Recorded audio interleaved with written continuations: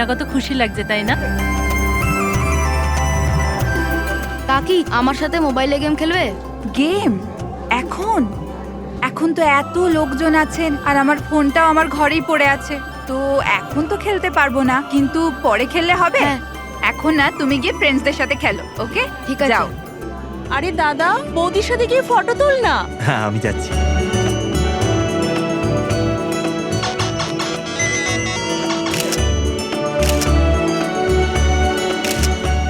যশ বাবা, তুমি আবার মোবাইল নিয়ে বসে গেছো? মা প্লিজ ডিস্টার্ব করো না, মা প্লিজ। আরে কাকির অনুষ্ঠান চলছে, তুমি এখানে গেম খেলছো? হ্যাঁ আর কিছুক্ষণ। আরে Please, বাবা, please। কাকির খারাপ লাগবে, চলো সোনা, চলো। আরে মা। কোনো মা নয়, অনেক গেম খেলেছো, আর ফোন নয়। কাকি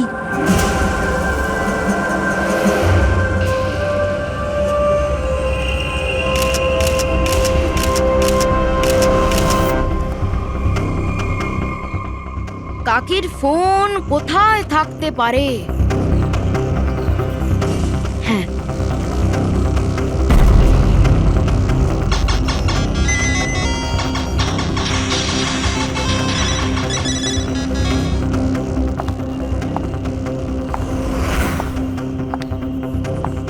কাকি চলে এসছে। কিন্তু এরপর তুমি ফোনটা ফেরত কোথা থেকে পেলে? এখানে বাইরে পড়েছিল। থ্যাংক ইউ বাবু, তুমি আমাদের অনেক সাহায্য করলে।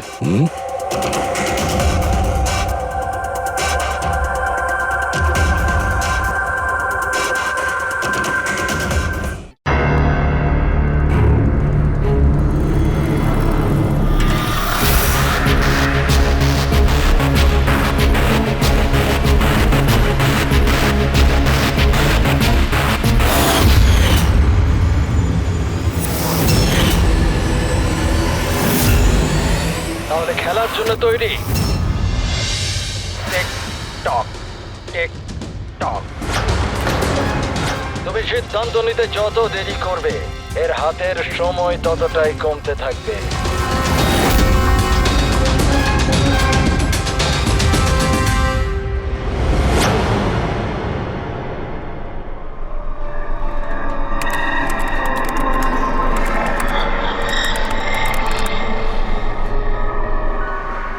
আর 2 পয়েন্ট প্লিজ, আর 2 পয়েন্ট প্লিজ।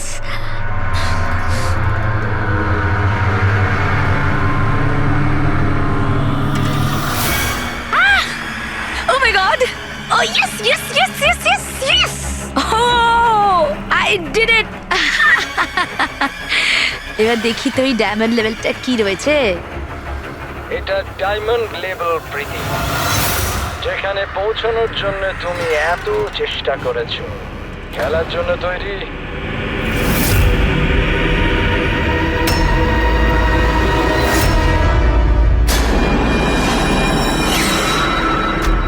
এখনই আমার তো মনে হয়েছিল আমি পরে কন্টিনিউ করব, পরে খেলবো। এই গেমটা কারোর জন্য দাঁড়িয়ে থাকে না প্রীতি। এখন তুমি আমায় শুনতে পাচ্ছ আর আমিও তোমায় দেখতে পাচ্ছি, তাহলে পরে কেন? তুমি কি করে আমাকে দেখতে পাচ্ছ? আমি তো তোমায় পারমিশন দিইনি আমার ওয়েবক্যাম অ্যাক্সেস করার। তোমার থেকে পারমিশন চেয়েছে কি? আমার কারোর পারমিশন চাওয়ার দরকার নেই। আমি যা চাই যখন চাই করতে পারি। বেকার কথা বলে সময় নষ্ট করো না প্রীতি। তোমায় ফাইনাল লেভেলটা কমপ্লিট করতে হবে। তুমি খেলতে চাও কি চাও না? Yeah, I want to play. Good. Final লেভেলটা কমপ্লিট করার জন্য তোমায় শুধু আমার একটা প্রশ্নের উত্তর দিতে হবে। এই লোকটাকে কেমন করে মারা উচিত? এটা কেমন প্রশ্ন করছেন আপনি? আর আপনি একে মারতে চাইছেন কেন? ছুরি দিয়ে, গুলি মেরে, ফাঁসিতে ঝুলিয়ে। আর না হলে সেভাবে যেভাবে তুমি মরতে চলেছো। হোয়াট?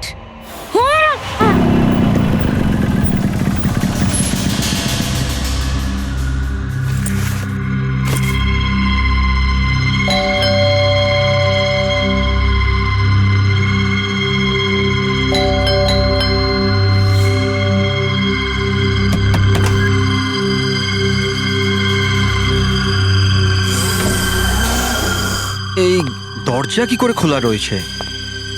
প্রীতি, প্রীতি, কোথায় তুমি? প্রীতি, প্রীতি,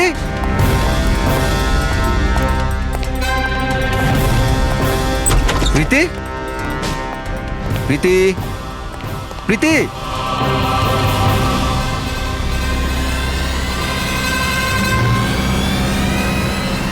প্রীতি,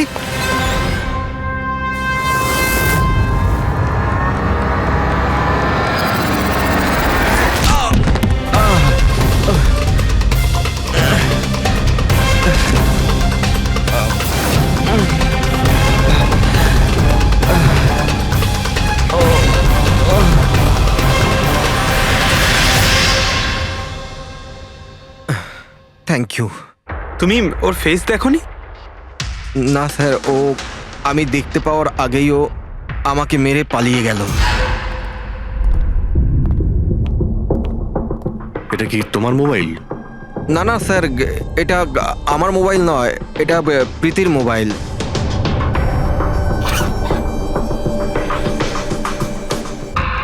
স্যার স্যার মনে হচ্ছে এই রুমালটা প্রীতির মুখ বন্ধ করার জন্য ব্যবহার করা হয়েছিল। আমি শিওর এতে ক্লোরোফর্ম দেওয়া আছে, যাতে প্রীতিকে অজ্ঞান করে ওকে নিয়ে যেতে সুবিধা হয়। এখন প্রশ্ন হচ্ছে যে কেন? প্রীতির মোবাইল আর পার্স তো এখানেই রয়েছে, টাকা পয়সাও। স্যার চুরি নয় তো এটা অপহরণ। কিন্তু স্যার, প্রীতিকে কিডন্যাপ করে কার কি সুবিধা হবে? যাই ঘটে থাকুক, এই কম্পিউটারে থাকতে পারে। নিশ্চয়ই কোনো টপ সিক্রেট ইনফরমেশন এই কম্পিউটারে ছিল, আর সেই কারণে কিডন্যাপার এটাকে ভেঙে দিয়েছে, যাতে কোনো এভিডেন্স না বাঁচে। কিন্তু স্যার, এমন কি ছিল এই কম্পিউটারে? অর্জুন, তুমি যদি চাও যে প্রীতি তাড়াতাড়ি ফিরে আসুক, তুমি যা কিছু জানো সবটা আমাদের বলো। আর তুমি যদি আমাদের কাছে কিছু লুকাও, তাহলে আমরা প্রীতিকে বাঁচাতে পারবো না। গত 2 সপ্তাহ ধরে প্রীতি খুব অস্বাভাবিক আচরণ করছিল। না না ফোন ধরতো, না কথা বলতো, দেখাও করতো না। কিন্তু ওই রকম কেন করছিল? প্রথমে তো আমিও বুঝতে পারিনি, যে কোনো রকম বাহানা বানিয়ে দিত। প্রীতি একটা স্কুলের কম্পিউটার সায়েন্সের টিচার। আমি ভেবেছিলাম ও নিজের কাজে খুবই ব্যস্ত, কিন্তু আমি যা দেখলাম তাতে আমি অবাক হয়ে গেলাম।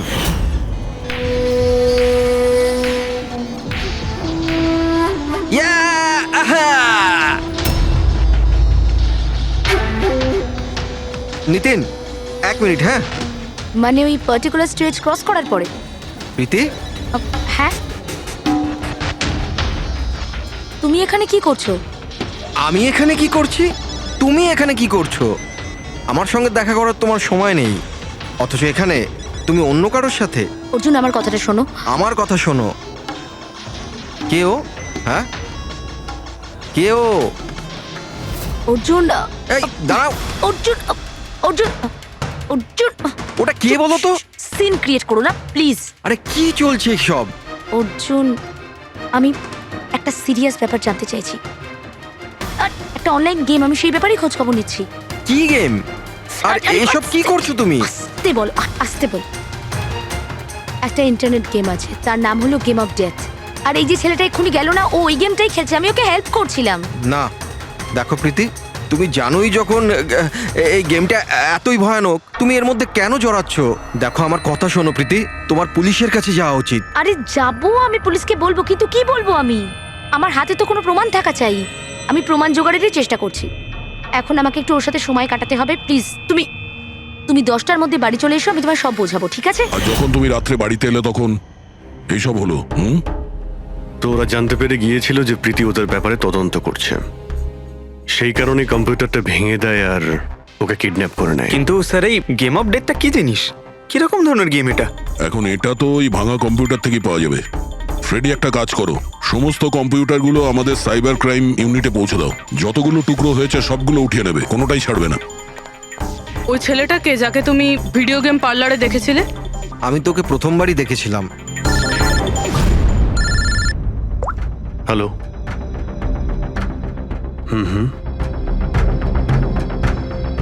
ও নো, কোথায়? ইয়া, হ্যাঁ, ঠিক আছে ঠিক আছে, আমরা আসছি। শহরের বাইরে জঙ্গলে একটা ডেড বডি পাওয়া গেছে। ডেড বডি মানে? স্যার ওইদিকে।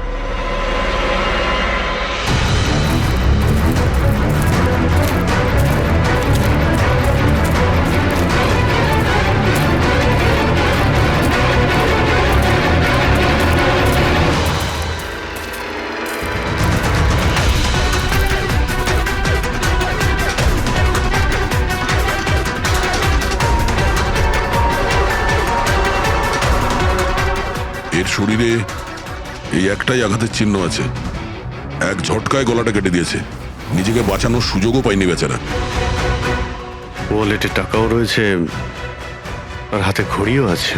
চুরি করার জন্য তোকে মারেনি। কিন্তু ওর মোবাইল তো দেখতে পাচ্ছি না।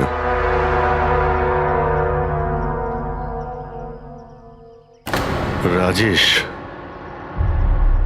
কে হতে পারে? অভিজিৎ, এই দেখো, ওর হাত বেঁধে রেখেছিল।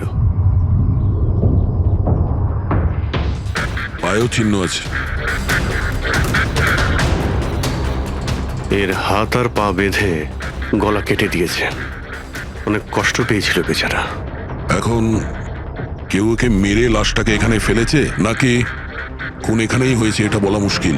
যাই হোক না কেন, কেউ তোকে খুন হতে নিশ্চয়ই দেখেছিল। স্যার, কাল একটা ফিল্ম ক্রিউ এসেছিল রেকি করতে। ও তো বলছে ও কিছুই দেখেনি, কিন্তু আজকে ওই ক্রিউ ডিরেক্টরের সাথে এসেছে, তখন ওই বডিটা দেখতে তার পায়। মানে কাল রাত্রির থেকে আজ সকালের মধ্যে লাশটা এখানে আনা হয়েছে। খোঁজ নিয়ে দেখতে হবে যে এই রাজেশটা কে আর ওকে কেন খুন করা হয়েছে।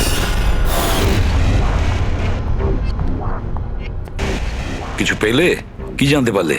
হ্যাঁ স্যার, অনেক ইনফরমেশন পেয়েছি আমরা, এমনকি কিছু সফটওয়্যার কোর্সও পেয়েছি। খুবই শকিং। শকিং এর মানে?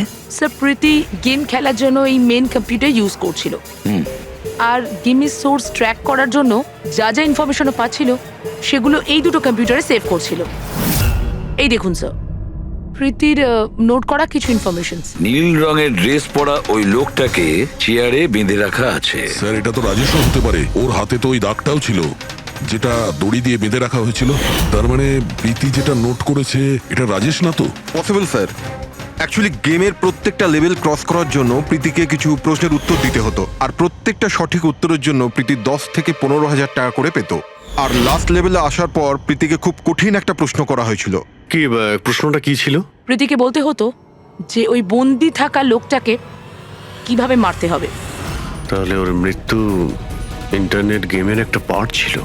এক্স্যাক্টলি, এটাই গেমের শেষ লেভেল। একটা প্রশ্নের মধ্যে কারুর না কারুর জীবনের বাজি লেগে থাকে স্যার। স্যার, এই দেখুন, গেমের ডিলিটেড ফোল্ডার থেকে আমরা এই ছবিগুলো পেয়েছি। এ তো রাজেশের ছবি। প্রীতির শেষ প্রশ্নে যার জীবন বাজি ছিল সে হলো ওই রাজেশ। এরকম বিপজ্জনক গেম কে খেলাচ্ছে? কে হতে পারে? এ বিষয়ে কিছু কি বলতে পারবেন? আমরা চেষ্টা করে যাচ্ছি স্যার, আর এরা কিন্তু খুবই স্মার্ট। ওরা বা ও যেই হোক না কেন স্যার, আইপি অ্যাড্রেসটা খুবই স্ট্রংলি প্রোটেক্ট করে রেখে দিয়েছে সে। Multiple layers of security codes আছে, আমরা ট্র্যাক করেই উঠতে পারছি না। আমি একদম শিওর স্যার, শুধুমাত্র রাজেশই এই গেমের বলি নয়, আরো অনেক লোক হতে পারে। প্রীতিও তাদের মধ্যেই একজন। পার্থক্য শুধু এটাই যে ও গেম খেলার সঙ্গে সঙ্গে ইনভেস্টিগেশনও করছিল, সেই জন্য ওকে কিডন্যাপ করা হয়। হ্যাঁ, কিন্তু কোলে করে তো আর প্রীতিকে নিয়ে যায়নি। নিশ্চয়ই কোনো গাড়িতে টাড়িতে করে নিয়ে গেছে।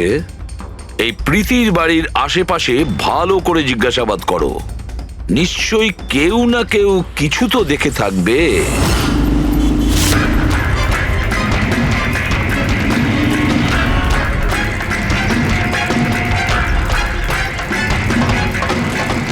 এক মিনিট স্যার, আমি দেখেছি। কি দেখেছিলে? স্যার, কাল ঠিক এই সময় নিজের সাইকেলে কফি বিক্রি করছিল। তখনই স্যার একটা বড় গাড়ি খুব জোরে এখান দিয়ে পেরিয়ে গেল, আর ওর পেছনে ওই বাইকের লোকটা ওর সাইকেলে ধাক্কা মেরে দিল। আরে দেখতে পাস না নাকি? অন্ধ নাকি? ওর মুখ দেখেছিলে তুমি? না, মুখটা তো দেখতে পাইনি কারণ ও হেলমেট পরেছিল। কিন্তু স্যার, আমি ওর গাড়ির নাম্বারটা নোট করেছি। এই নাম্বারটা। এই পেজটা আমি ছেড়ে নিচ্ছি, ঠিক আছে? Thank you very much, thank you. নমস্কার। যদি আর কিছু মনে পড়ে তো বলে ফেলো। হ্যাঁ স্যার, হ্যাঁ স্যার ওই বাইকওয়ালার নাম জানতে পেরে গেছি স্যার। শুভ। শুভ? স্যার গোরেগাঁওতে থাকে, আর এই হলো ওর ছবি। ফোন ট্রেস করেছি কিন্তু সুইচ অফ বলছে। একে চেনো তুমি? কে? হ্যাঁ স্যার, এটা তো ওই ছেলেটাই যে প্রীতির সাথে গেম পার্লারে ছিল। তাহলে অভিজিৎ নিশ্চয়ই এর কোনো হাত আছে প্রীতির কিডন্যাপিং এর ব্যাপারে। তাহলে ওকে গিয়ে একবার গুড মর্নিং বলে আসি। যত তাড়াতাড়ি সম্ভব। পঙ্কজ, শোনো, বসো বসো, 5 মিনিট সময় আছে তোমার কাছে। নিজের মাথাটাকে কাজে লাগাও, দেখো কিছু মনে পড়ে কিনা। স্যার, হ্যাঁ দা, কি কিছু জানতে পারলে? স্যার আর একজন ভিকটিমকে পেয়েছি যার মৃত্যু রাজেশের মতো হয়েছিল। স্যার এই যে স্যার, এর নাম নীল। রাজেশের মতোই এর গলাটাও কাটা, আর হাতে আর পায়ে ওই দড়ির চিহ্ন ছিল। স্যার আমি শিওর রাজেশ আর নীলও এই গেমটা শিকার হয়েছে। দয়া, স্যার, এই রাজেশ আর নীলের ব্যাপারে সবকিছু জানতে হবে। এরা কে ছিল, কি করত, আর তাছাড়া এই দুজনে এই বিপজ্জনক খেলা কার সঙ্গে খেলতো। এদের এই গেম সম্পর্কে জানতে গেলে আমাদের এদের বোর্ডের খবর নিতে হবে। স্যার এই গলিটা।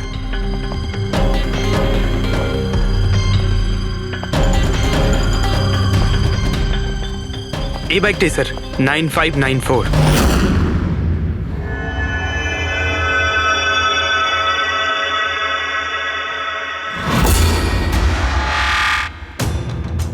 আপনারা কারা? শুভ আছে কি বাড়িতে? না, ও তো চলে গেছে চলে গেছে? কোথায় চলে গেছে? অ্যাব্রড, পড়াশোনার জন্য। অ্যাব্রড? কালকে তো এখানেই ছিল, আজকে হঠাৎ করে অ্যাব্রডে চলে গেল। আপনি আমি শুভর মা হই। আচ্ছা আচ্ছা। ওর হঠাৎ করে মনে পড়ে গেছে অ্যাব্রডে পড়াশোনা করতে যেতে হবে। ও তো এমনই, ও আমাকে ঠিক করে কখনো বলেইনি। ও আমাকে বলল ফার্দার স্টাডির জন্য আমাকে ফরেন ইউনিভার্সিটি যেতে হবে, আর চলে গেল। আচ্ছা আচ্ছা, ঠিক আছে। আপনাকে কোনো কন্ট্যাক্ট নাম্বার নিশ্চয়ই দিয়ে গেছে? আগে না, ও আমাকে কোনো নাম্বার দেয়নি। ও বলেছে ও নিজেই আমাকে ফোন করবে। ও আচ্ছা, ঠিক আছে, থ্যাংক ইউ।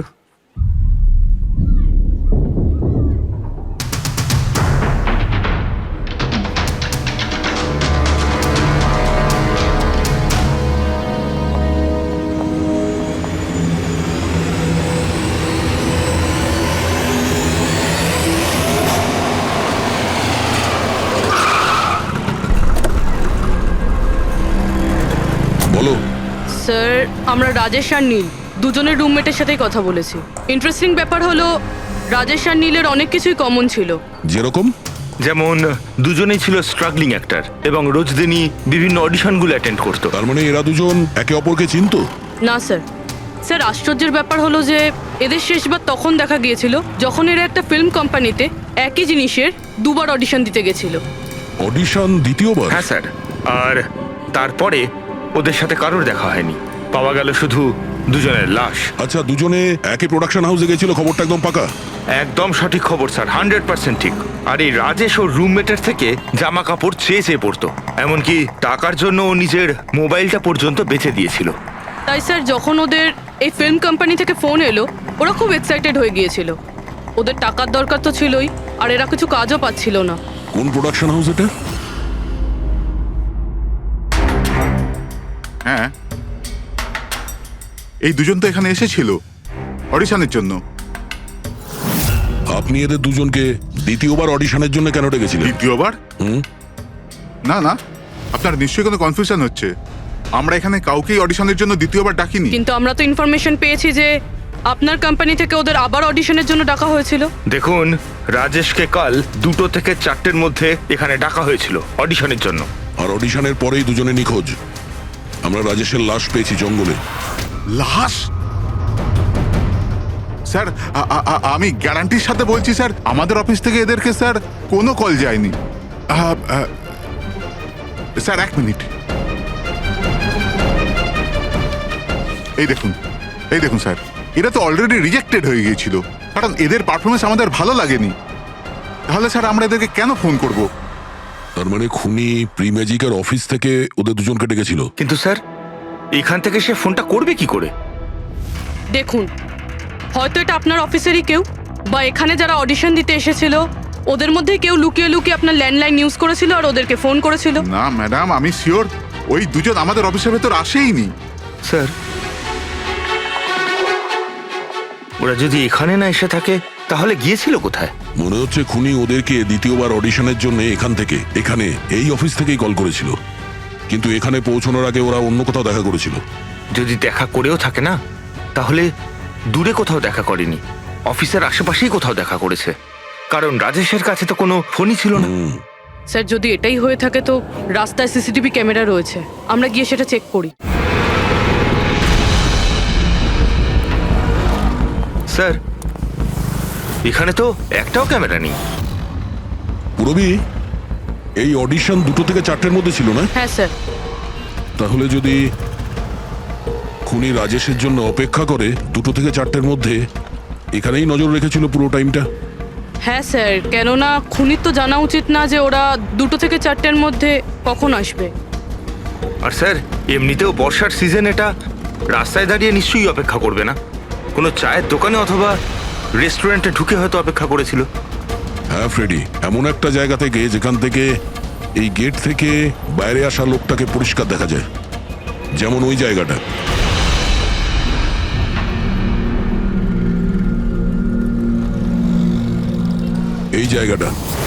এই জায়গাটা একদম সঠিক।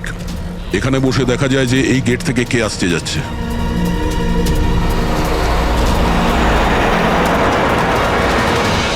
কি নেবেন স্যার? কিছু না, এটা বলো যে কালকে দুপুর 2 থেকে 4টের মধ্যে কেউ এখানে এই টেবিলে বসে পুরো সময়টা ওই গেটের দিকে নজর রেখেছিল? আপনারা? সিআইডি। এখানে বসেছিল কেউ? হ্যাঁ, ও 4টে চা খেয়েছিল, আর ওনাকে দেখে মনে হচ্ছিল উনি কারোর জন্য অপেক্ষা করছেন। তারপর একবারে উঠলো আর বাইরে পালিয়ে গেল। টাকা না দিয়েই? না স্যার, টাকা দিয়েছিল, 100 টাকা হয়েছিল, কিন্তু খুব কৃপণ, কখনো টিপস দেয় না। কখনো টিপস দেয় না মানে? ও আগেও এখানে এসেছিল? হ্যাঁ, ও তো এখানে আসা যাওয়া করে।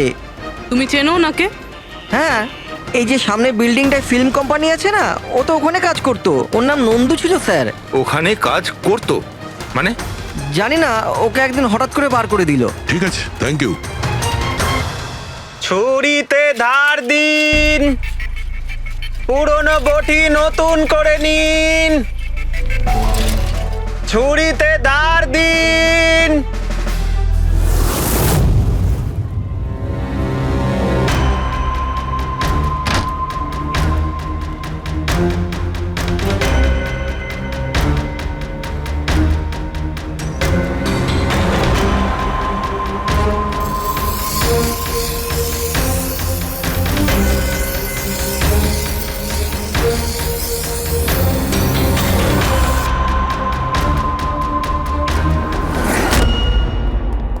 স্যার। হ্যাঁ দয়া। আমরা প্রি ম্যাজিক ফিল্মসের অফিসে গেছিলাম, ওখান থেকে এই নন্দুর নাম্বার তো পেলাম, চেষ্টা করছিলাম কিন্তু সুইচ অফ পাচ্ছি। হ্যাঁ পঙ্কজ। হ্যাঁ স্যার, শুভর মা এক্ষুনি বাড়ি থেকে বেরিয়েছে, হাতে একটা বড় ব্যাগ নিয়েছে স্যার, মনে হয় ওর মধ্যে শুভর জন্য খাবার আছে। ঠিক আছে, তুমি ওনাকে ফলো করতে থাকো, আমরা এক্ষুনি আসছি। স্যার, শুভর মা লুকিয়ে লুকিয়ে কোথাও যেন যাচ্ছেন, হয়তো শুভর সঙ্গে দেখা করতে। ফলো করতে থাকবে, তোমাদের নজর এড়িয়ে যেন না যেতে পারে। দাদা, এই ছুরিটা ঠিক আরে করে যাও দিন না না। এখান থেকে, সময় নেই আমার। দাদা, ছুরি ঠিক করে দাও।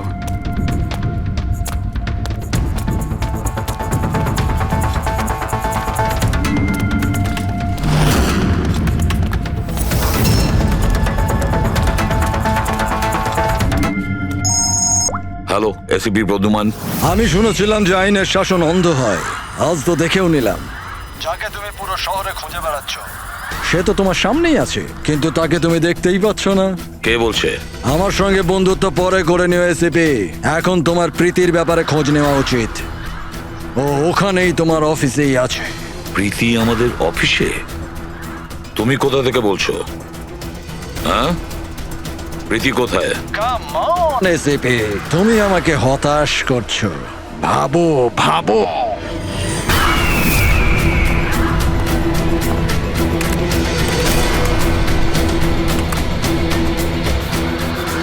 Well done, ACP. বস, হ্যাঁ,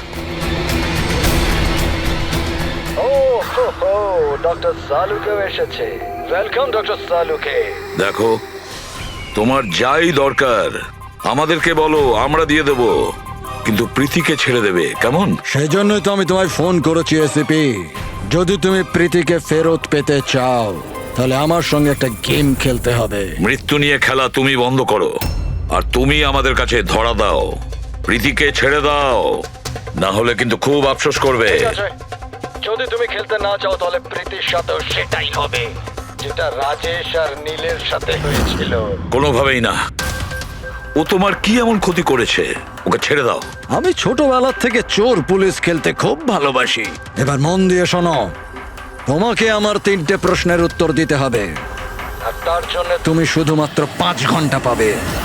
যদি তুমি 5 ঘন্টার মধ্যে 3টে প্রশ্নের ঠিক উত্তর দিয়ে দাও তাহলে প্রীতি তোমার কাছে সুস্থভাবেই পৌঁছে যাবে।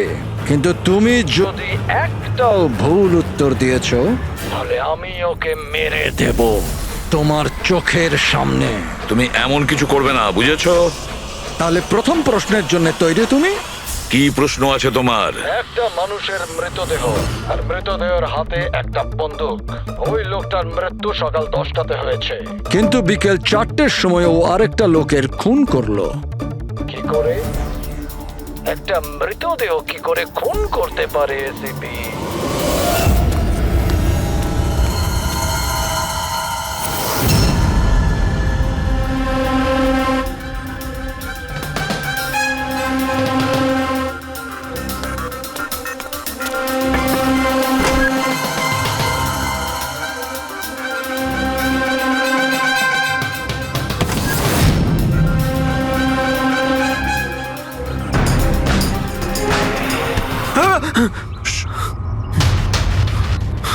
স্যার, শুভর মা ওই বাড়িটায় গেছিল স্যার। ওই জানলাটা দেখতে পাচ্ছেন? উনি ওই ব্যাগটা ভেতরে দিলেন। মনে হচ্ছে শুভ ভেতরেই আছে। যদি শুভ ভেতরে থাকে তাহলে বাঁচবে না।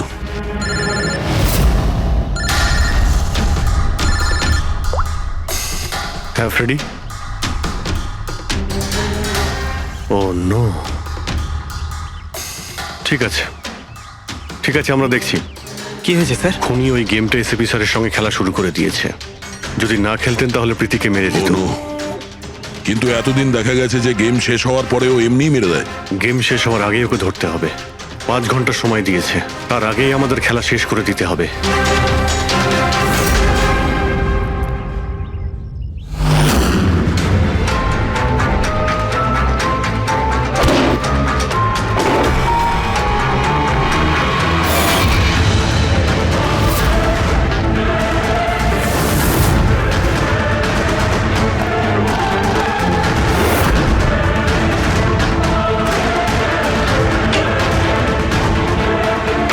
শুভ,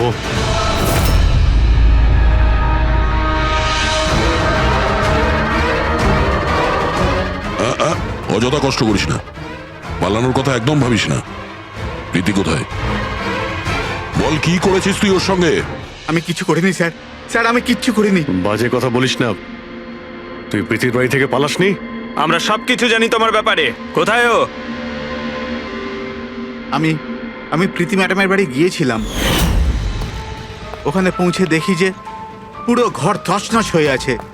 তখনই আমি কারুর আসার আওয়াজ পেলাম, আর আমি লুকিয়ে পড়লাম, আর সুযোগ বুঝেই ওখান থেকে পালিয়ে গেলাম। তুই যখন কিছু করিসনি তাহলে কেন পালিয়েছিলি?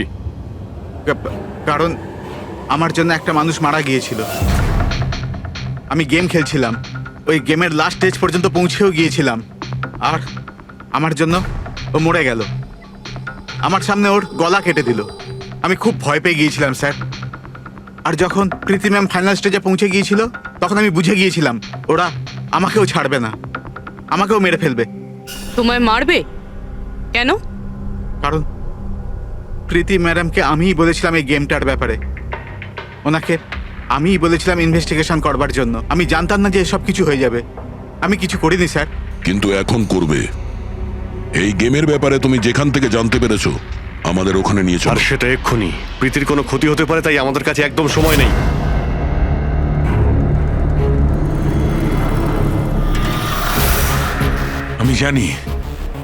আমি জানি মৃত্যুর পর মানুষ কি করে খুন করে। তাহলে তাড়াতাড়ি বলো সালুখে। রাইগার মর্টিস।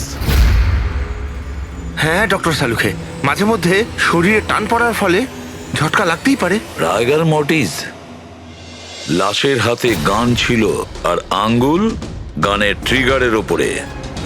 যেই রাইগার মর্টিস সেটল হয় শরীরের সাথে সাথে আঙ্গুলও শ্রিঙ্ক করে, আর এই কারণে ট্রিগারের উপর আঙ্গুলের জোর পড়তে থাকে, জোর পড়ে আর ট্রিগার প্রেস হয়ে যায়।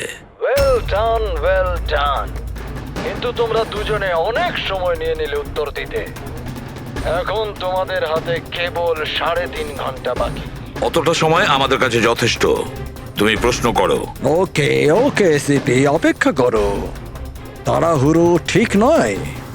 আমার দ্বিতীয় প্রশ্ন মন দিয়ে শোনো। একটা মানুষের গুলি লাগলো, কিন্তু গুলি ওর দেহের বাইরে বেরোলো না। ভেতরেই ছিল, কিন্তু এই গুলিটা কেউ খুঁজেও পেল না। তাহলে গুলিটা গেল কোথায়? আমার জানা আছে। বলো তাড়াতাড়ি। গলে গেছে। বরফের বুলেট ছিল ওটা। কি?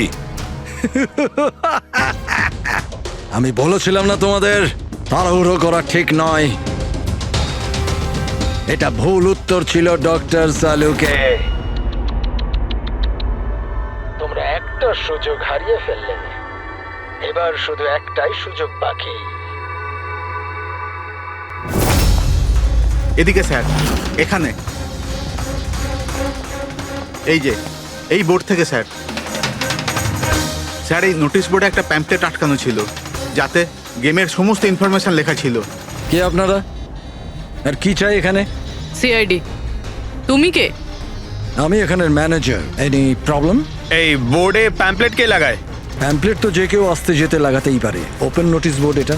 আর তাছাড়া আমার কিছু ক্লায়েন্ট আছে যারা গেম প্রমোশনের জন্য বা গেমিং কনসোল বিক্রি করার জন্য এটাকে ব্যবহার করে। স্যার ওই যে দেখুন।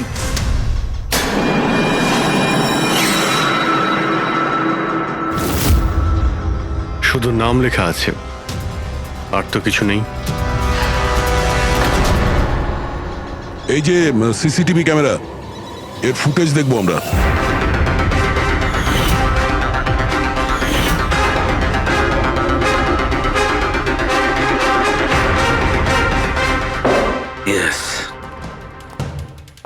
শোনো, তোমার প্রশ্নের উত্তর পেয়ে গেছি। ওই গুলিটা যে লোকটার লেগেছিল সেই গুলিটা হাড় দিয়ে তৈরি ছিল, বোনস দিয়ে তৈরি। যেই ওই গুলিটা চালানো হয়, গুলি নিজের কাজ করে দেয়, আর সঙ্গে সঙ্গে শরীরের ভেতর যে হাড় ভেঙে গেছে তার সাথে মিশে যায়। প্রথমবার এরকম ইন্টেলিজেন্ট প্লেয়ার পেলাম, খুব আনন্দ হচ্ছে। এবার শুধু একটা প্রশ্ন। 1 ঘন্টা সময় আছে তোমার কাছে। এই হলো তোমার তৃতীয় আর শেষ প্রশ্ন। না না, কোনো প্রশ্ন করার আগে আমি প্রীতিকে দেখতে চাই, প্রীতির সাথে কথা বলতে চাই, প্রীতি কেমন আছে জানতে চাই। ঠিক আছে স্যার, এই কিছু পেপার পাঠাতে হবে, আর্জেন্ট আছে। তাড়াতাড়ি তাড়াতাড়ি করো, ঠিক আছে? খালি হাতে ফিরে আসবে না। স্যার, যদি কোনো রকম ভাবে চালাকি করার চেষ্টা করো বা নিজেদের মুখ বাইরে খোলো, তাহলে এর গেম এক্ষুনি আমি ওভার করে দেবো। দেখো প্রীতি, এ তোমার কিচ্ছু করতে পারবে না, কিচ্ছু করবে না তোমার, যতক্ষণ আমরা আছি, বুঝেছো? আমি এসিপি প্রদ্যুমান, সিআইডি থেকে। প্রীতি, তোমার কিচ্ছু হবে না। তুমি শুধু আমাদের প্রশ্নের উত্তর হ্যাঁ বা নাতে দেবে, ওকে? বাস, অনেক কথা হয়ে গেছে। আর এটা স্বাভাবিক যে তোমরা প্রীতিকে দেখতেই থাকবে, কারণ গেম শেষ হওয়া পর্যন্ত লাইভ টেলিকাস্ট চলতেই থাকবে। এবারে বলো, তোমার শেষ প্রশ্নটা কি? খুব মজার একটা প্রশ্ন এসেপি, মন দিয়ে শুনো। তোমাদের মধ্যেও কে যে মার্ডার করেছিল? কিন্তু কখনো নিজের অপরাধ স্বীকার করেনি। কি বললে তুমি? অবাক হয়ে গেলেন এসিপি? সব অপরাধীদের তুমি শাস্তি দিয়ে বেড়াও। আর তোমার নিজের টিমে একটা খুনি লুকিয়ে আছে। কেউ যে করেছিল মার্ডার? কেন করেছিল? হতে পারে কোনো পার্সোনাল রিজন। অন্য কেউ করলে এতক্ষণে জেলের মধ্যে পৌঁছতো, কিন্তু ও তো সিআইডিতে না, কেউ সন্দেহই করলো না। আর আজও স্বাধীন। বাজে কথা বলছো তুমি, বাজে কথা। এখানে প্রত্যেকটা অফিসার তাদের জীবনের ঝুঁকি নিতে পারে, তবু কেউ কোনো অপরাধ করবে না, খুন তো দূরের কথা। তুমি আমাকে কি বলবে আমার অফিসারদের ব্যাপারে? আসলে তুমি প্রীতিকে ছাড়তেই চাইছো না, এই জন্য বাজে কথা বলছো তুমি। সাহস আছে তাহলে প্রীতিকে ছেড়ে দিয়ে রাখো। উত্তর আছে এসিপি, ওখানেই আছে, খোঁজো। তোমার হাতে 45 মিনিট বাকি।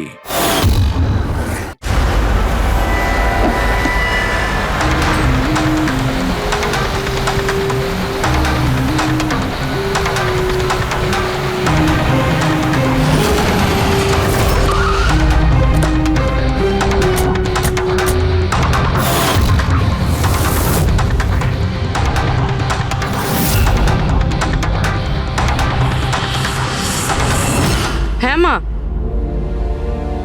হ্যালো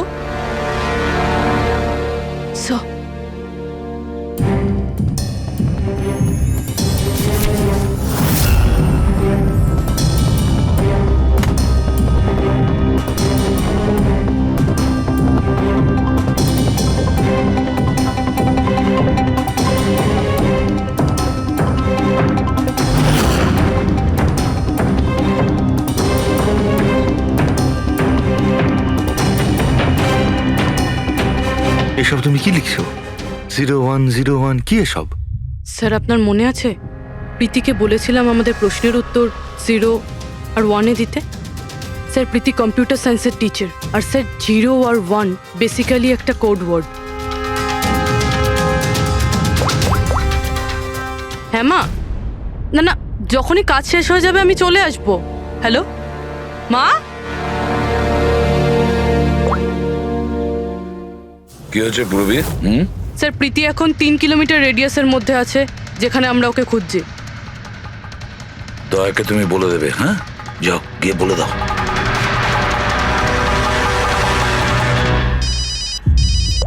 হ্যাঁ পূরবী। কি? ও দ্যাটস গ্রেট। ঠিক আছে ঠিক আছে, প্রীতির লোকেশন পাওয়া গেছে। ও এই এরিয়াতেই আছে, খুব বেশি হলে 15 মিনিটের দূরত্ব।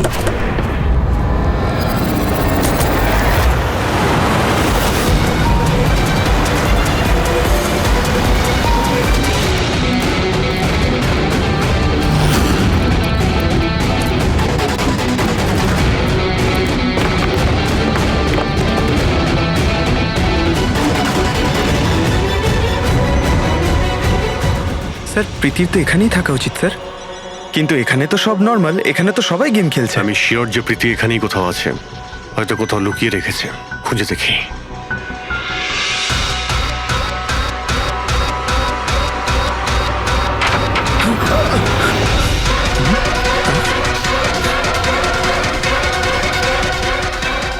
স্যার, স্যার,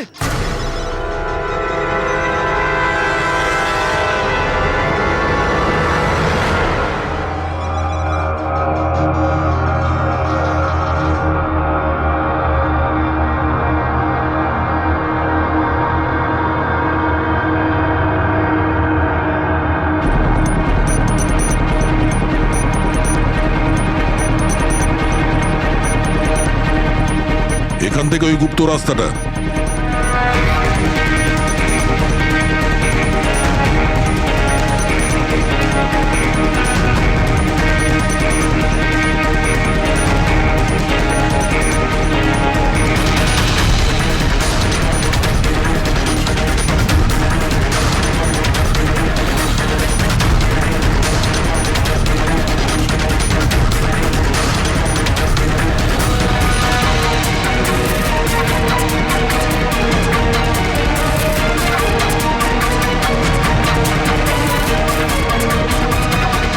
তোমার সময় শেষ, তোমার গেম ওভার, আর এই মেয়েটারও গেম ওভার।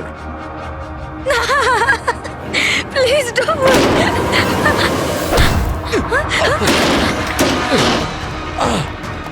কি হলো নন্দু?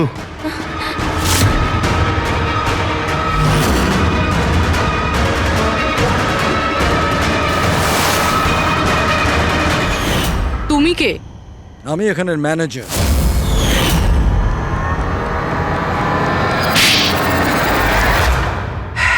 বোর হয়ে গেছিলাম স্যার আমি। ওই এক পুরনো আজে বাজে আর্কেড গেম, ওই পুরনো টেকনোলজি। এখন গেমিং এ মজা কোথায় স্যার? বাস তাই আমি ভাবলাম যে এরকম একটা এক্সাইটমেন্টে ভরা কিছু করি যাতে যাতে মানুষের ব্লাড প্রেশার বেড়ে যায়, গায়ে কাঁটা দিয়ে ওঠে। তাই আমি দেখতে চেয়েছিলাম যে যতটা উত্তেজনা আমার মধ্যে আছে ততটা কি অন্যদের মধ্যে আছে? যতটা পাগল আমি, সেরকম কি কোনো পাগল আছে যে নিজের জীবন থেকে বোর হয়ে গেছে? কিন্তু স্যার, আমার গেম আপনারা মাঝখানেই পজ মেরে দিলেন। সত্যিটা আপনারা জানতে পেরে গেলেন। বাজে বকা বন্ধ করো। সত্যিটা হলো তুমি একজন ভয়ঙ্কর খুনি, ব্যাস। তার মানে তুমি নিরীহ লোকের জীবন নিয়ে খেলা শুরু করে দিয়েছিলে। কি ভেবেছিলে তুমি লোকেদের প্রাণ নেবে? তুমি নিজের এই বিপজ্জনক গেম চরিতার্থ করে যাবে? তুমি কেউ কিচ্ছু বলবে না, বেঁচে যাবে তুমি? এটা তোমার ভুল ধারণা। এবার জেলের গড়াদের পিছনে পৌঁছতে থাকবে, জেলের গড়াদের পেছনে, ফাঁসির অর্ডার আসা পর্যন্ত। আরে ফ্রেডি স্যার দাঁড়ান তো। আরে স্যার এভাবে চিটিং করবেন না। না, আপনি আগে রিস্টার্ট করুন। আপনি তখন থেকে চিটিং করছেন, এরকম করলে কিন্তু আমি খেলবো না। না আরে এসব কি হচ্ছে? হ্যাঁ, এখন পর্যন্ত যা হয়েছে তাতে পেট ভরেনি? তোমরা এখনো বাচ্চাদের মতন গেম খেলে যাচ্ছ? হ্যাঁ? আরে স্যার, এই গেমটার মধ্যে কিচ্ছু খারাপ নেই। যদি থাকতো না তাহলে আমরা ঝট করে ঠিক বুঝে ফেলতাম। আর স্যার আমরা ফট করে শুকেও নিতাম, কারণ স্যার আমরা সিআইডির লোক তো। এই জন্য তোমাদের রাখা হচ্ছে সিআইডিতে। শুকে ক্রাইম সলভ করবে এরা। কাজ করো।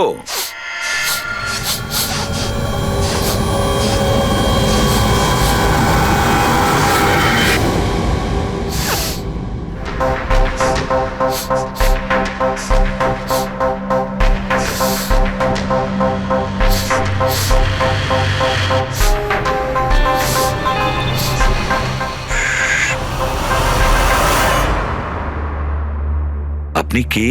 আমি সানি গেল। আমি ক্রাইম শুকতে পারি। ও, ক্রাইম এখানে? হ্যাঁ, আমি একটা গাড়ি চুরি করার চোরকে খুঁজছি। আমি ওকে শুকতে শুকতে এখান অবধি চলে এলাম। ও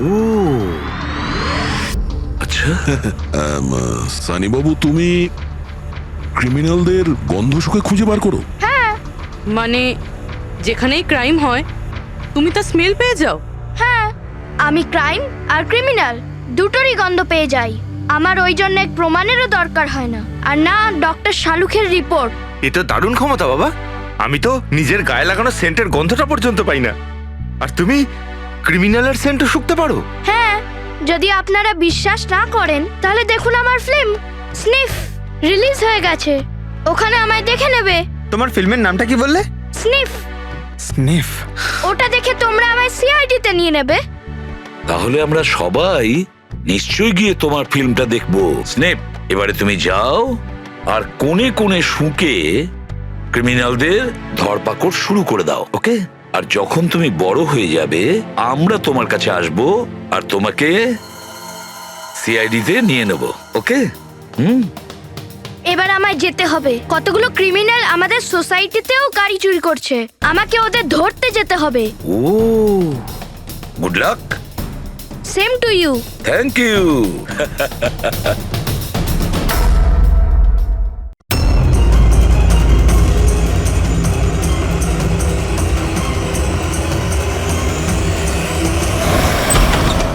sir, sir please help me.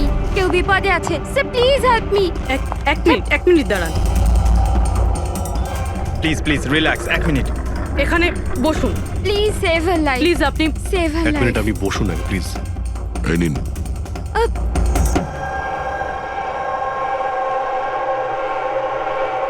হ্যাঁ বলুন। স্যার, স্যার আমি মেন্টাল হেলথ ফাউন্ডেশনের সুইসাইড হেল্পলাইনের ভলেন্টিয়ার। আচ্ছা, যারা ডিপ্রেশনে থাকে বা সুইসাইড করার চেষ্টা করে তাদের কাউন্সেলিং করি। একটা মেয়ে কি প্রবলেম কি ছিল ওর? Domestic violence sir. স্যার ওই মেয়েটা বলছিল যে ওর স্বামী ওকে নেশা করে ওকে যা তা গালাগালি দেয়, ওকে মারধর করে, আবার ওকে ভয়ও দেখায় যে ওকে প্রাণে মেরে দেবে, আর তাও কিনা ওর সার্ভিস পিস্তল দিয়ে। সার্ভিস পিস্তল? আচ্ছা, আপনি কি করে জানলেন যে ওর কাছে যে পিস্তল আছে সেটা সার্ভিস পিস্তল?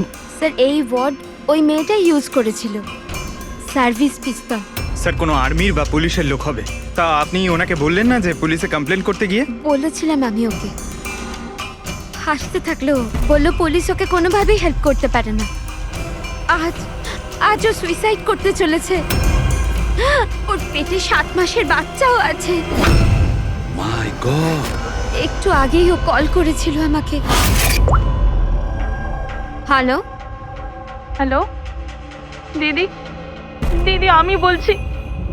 হ্যাঁ, কেমন আছো তুমি? দিদি, আমি অনেক কষ্ট সহ্য করেছি, এবার আমি ডিসিশন নিয়ে নিয়েছি। এবার আমি আর ডিসিশন চেঞ্জ করব না। আমার কথা শোনো, তুমি এরকম কিচ্ছু করবে না, শুনছো তুমি? আজ আমার স্বাদের অনুষ্ঠান, আর তুমি তো জানোই সমস্ত রিলেটিভ কিছুক্ষণ বাদেই বাস ধরে সীতারা চলে যাবে, আর এই বাড়িতে আমি একদম একলা থেকে যাব ওই জানোয়ারটার সাথে। তুমি এসব কিচ্ছু করবে না, আমি তোমাকে আগেও বলেছিলাম না? প্লিজ তুমি পুলিশের কাছে যাও, পুলিশ উইল হেল্প ইউ। দিদি, তুমি তো জানো আমি পুলিশের কাছে যেতে পারবো না। আরে তুমি তোমার বাচ্চাটার কথা ভাবো। আরে তোমার পেটে একটা বাচ্চা আছে। ওর কথাই ভাবছি দিদি। আজ যদি নিজের সিদ্ধান্ত বদলে ফেলি, তাহলে 2 মাস পরে আমি নিজের সন্তানকে কোন সমাজে জন্ম দেব বলো? আমি ওকে এমন পিতা দিতে পারি না।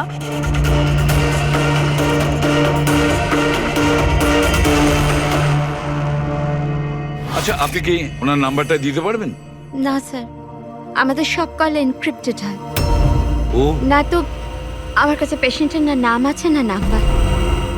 পেশেন্টের আইডেন্টিটি সিক্রেট থাকে। হ্যাঁ, হয়তো তারপর কেউ কলই করবে না, এটা ভেবে যে তাদেরকে নিয়ে মজা করা হবে। স্যার এই নাম্বারটা জানার জন্য তো কোর্টের অর্ডার লাগবে স্যার। না অভিজিৎ, তাতে সময় চলে যাবে। অত সময় নেই আমাদের কাছে। ওই বেচারি মহিলা এতদিন ধরে অত্যাচারিত হচ্ছে, তাছাড়া ওনার পেটে 7 মাসের বাচ্চা রয়েছে। তার উপরে আমাদের কাছে ওর ব্যাপারে কোনো তথ্যই নেই স্যার। এই ডায়েরিটা আছে আমার কাছে, ও আমাকে যে কল করে তার সব ডিটেলস আছে। আমার স্টাডির জন্য আমি নোটস বানাই, হয়তো এটা আপনাদের কোনো কাজে লাগবে। দেখি স্যার, লাস্ট পেজে লেখা রয়েছে সব আত্মীয় স্বজন বাস ধরে সাতারা চলে যাবে। আমাদের কাছে শুধু মেয়েটার ব্যাপারে এইটুকুই ইনফরমেশন আছে যে ওর হাজবেন্ডের কাছে একটা সার্ভিস রিভলভার আছে। নাম্বার 2, মেয়েটার পেটে 7 মাসের বাচ্চা রয়েছে। ওই মেয়েটার ফ্যামিলি সাতারা যাবে। সমস্ত বাস ডিপোতে গিয়ে খোঁজ নাও, দেখো কোনো বাসে এমন কোনো ফ্যামিলি আছে কিনা যারা সাধের অনুষ্ঠানে যাচ্ছে, সাতারার দিকে যাচ্ছে। শহরের যত গাইনোকোলজিস্ট আছে প্রত্যেকের লিস্ট বের করো, আর দেখো এমন কোন পেশেন্ট আছে যে 7 মাসের প্রেগনেন্ট। স্যার এটাই শেষ বাস ডিপো যেখান থেকে সাতারার বাস যায়।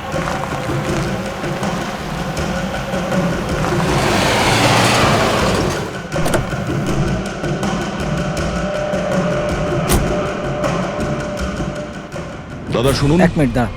আজ দুপুরে এখানে এই ডিপো থেকে সাতারার বাস ছাড়ার কথা ছিল না? না, একটা বাস তো যাওয়ার কথা ছিল, কিন্তু 1 ঘন্টা আগে। আসলে ইঞ্জিনটা খারাপ হয়ে যাওয়াতে লেট হয়ে গেছে। সেই বাসটা কোথায় আছে? ওই যে ওই বাসটা। এইটা? হ্যাঁ হ্যাঁ। আচ্ছা, আপনারা সাতারা যাচ্ছেন তো? হ্যাঁ। হ্যাঁ, কেন? আপনারা কি এখানে সাধের অনুষ্ঠানে এসেছিলেন?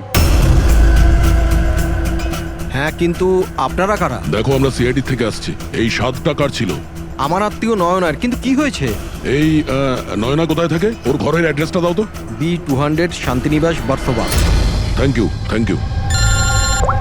হ্যাঁ দয়া, এই ডিপোতে একটা ফ্যামিলি পাওয়া গেছে। হ্যাঁ, ওরই ফ্যামিলি। আর মেয়েটার নাম হলো নয়না, ঠিকানা হলো B200 শান্তিনিবাস বারসোয়া। আচ্ছা তাই নাকি? ভাই গাইনোকোলজিস্ট আমাদের এই অ্যাড্রেসে দিয়েছেন। তুমি ওখানে পৌঁছো, আমরা ওখানেই যাচ্ছি। ঠিক আছে, আমরা পৌঁছাচ্ছি। ওকে। বারসোয়া।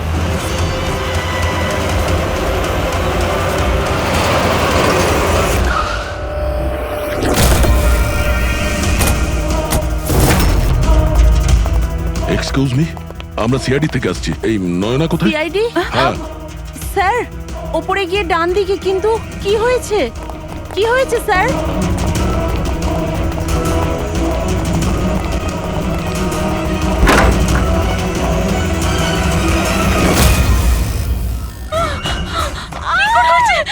প্লিজ সামলান নিজেদের আপনারা।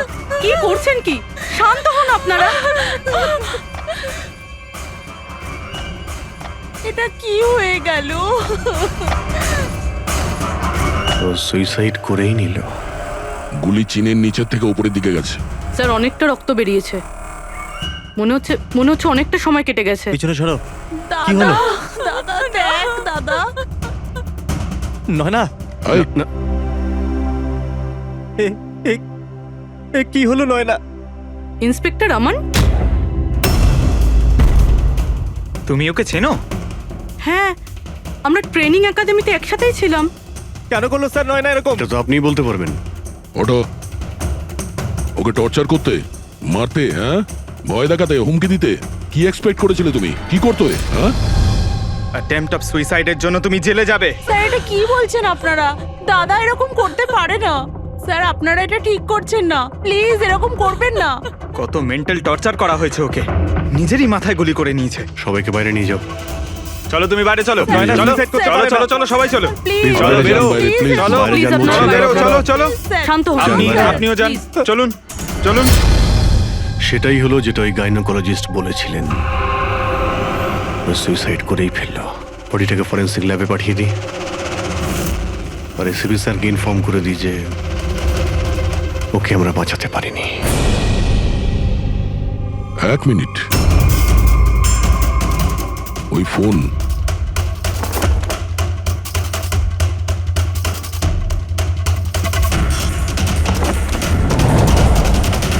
কিন্তু কোথায় যেতে পারে? আচ্ছা, ওনার ফোন কি কেউ দেখেছেন কোথাও? আপনি জানেন? কেউ দেখেছেন কি? হ্যাঁ, স্যার, আমি ফোন করছি ওর নাম্বারে।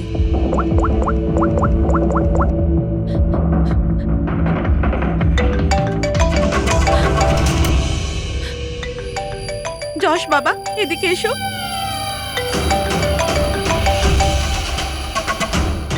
ফোন তোমার কাছে? দাও।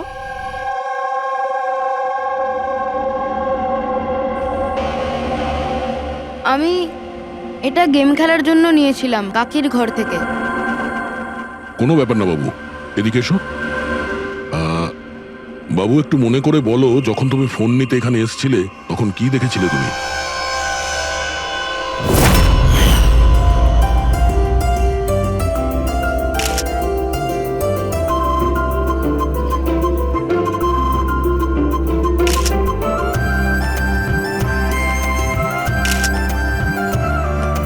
নয়না কত খুশি লাগছে, তাই না?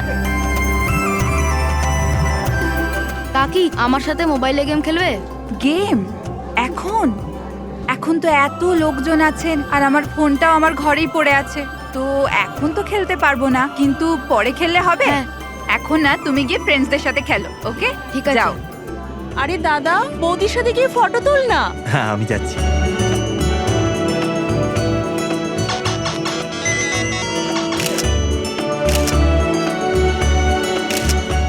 যশ বাবা, তুমি আবার মোবাইল নিয়ে বসে গেছো? মা প্লিজ ডিস্টার্ব করো না, মা প্লিজ।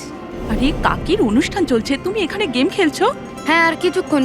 আরে Please, বাবা, please। কাকির খারাপ লাগবে। চলো সোনা, চলো। আরে মা, কোনো মা নয়, অনেক গেম খেলেছো, আর ফোন নয়। কাকি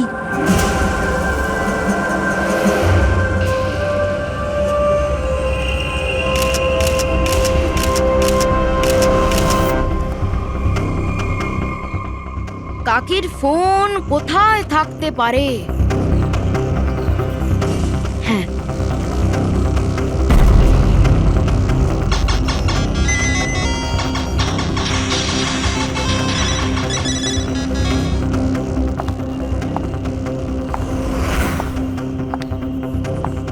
কাকি চলে এসছে। কিন্তু এরপর তুমি ফোনটা ফেরত কোথা থেকে পেলে? এখানে বাইরে পড়েছিল। থ্যাংক ইউ বাবু, তুমি আমাদের অনেক সাহায্য করলে।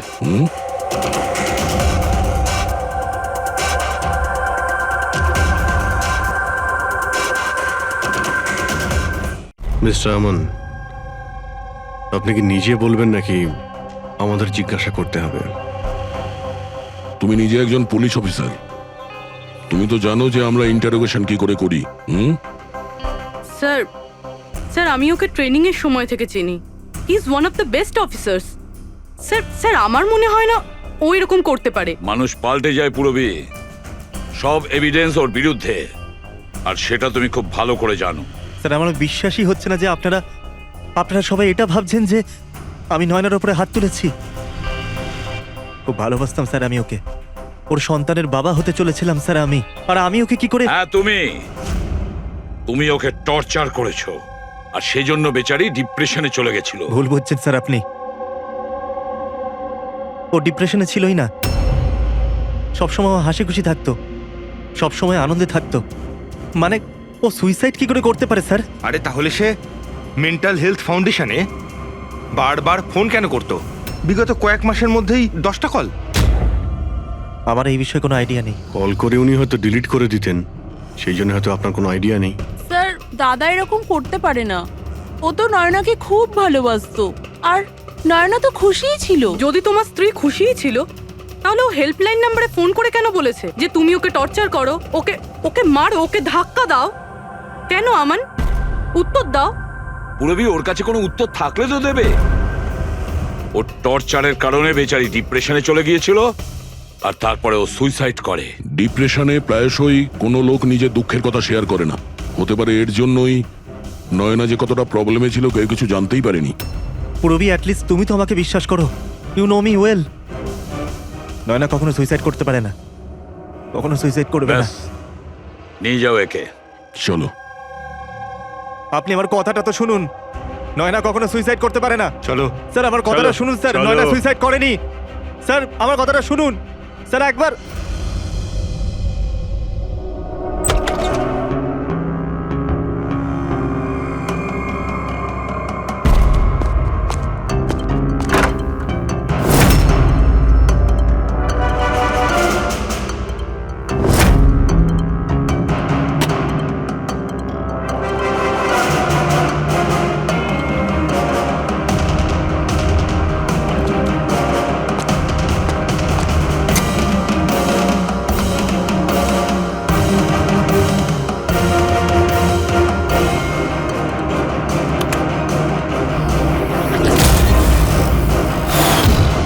নয়না যখন সুইসাইডই করতে চাইছিল, তাহলে ওর আসন্ন সন্তানের জন্য অনলাইন ওয়েবসাইট থেকে বেবি প্রোডাক্টসের শপিং কেন করেছিল? যাতে কারোর সন্দেহ না হয়। হতে পারে, কিন্তু স্যার আমার মনে হয় এটা একটু আশ্চর্য ব্যাপার স্যার। পুরো ব্যাপারটাই আশ্চর্য।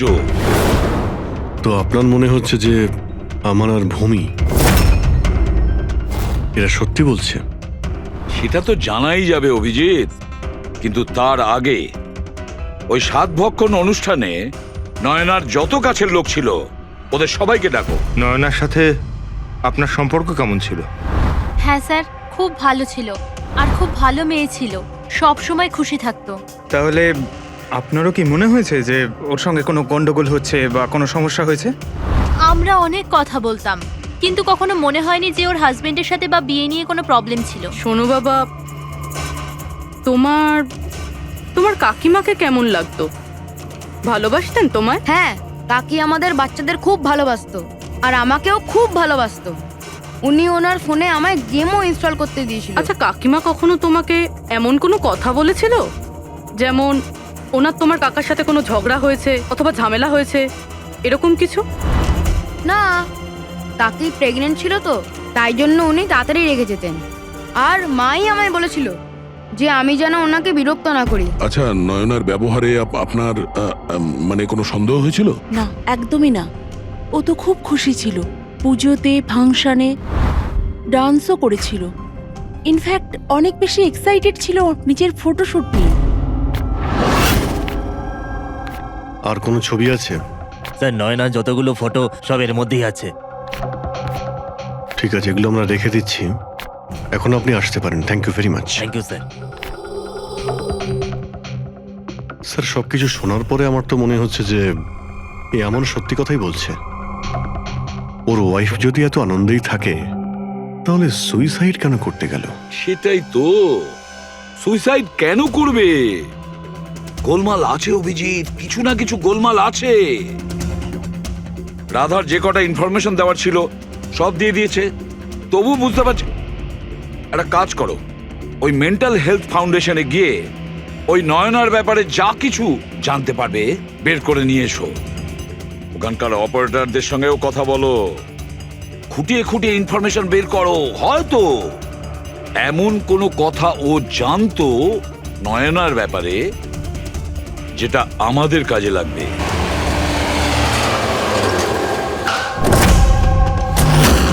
আমরা সিআইডি থেকে আসছি, আপনাকে কিছু জিজ্ঞাসাবাদ করব। এই নাম্বারটা থেকে আপনার ফাউন্ডেশনে একজন লেডি ফোন করতেন, উনি সুইসাইড করেছেন। এর পুরো ইনফরমেশন চাই আমাদের। কবে কল করেছিল, কতবার করেছিল, কখন করেছিল, পুরো ডিটেল। আমি এক্ষুনি চেক করছি।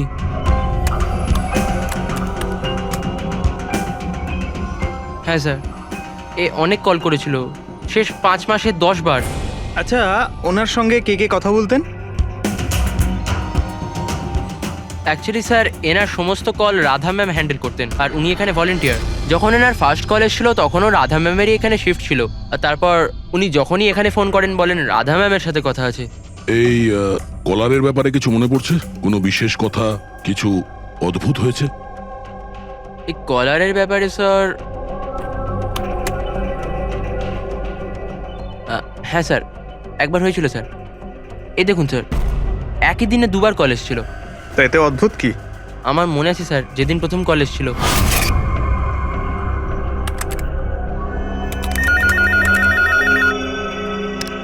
Hello, how may I help you? Hello, আমি রাধা ম্যাডামের সাথে কথা বলতে চাই। হ্যাঁ শিওর। হ্যালো রাধা ম্যাম, আপনার জন্য কল।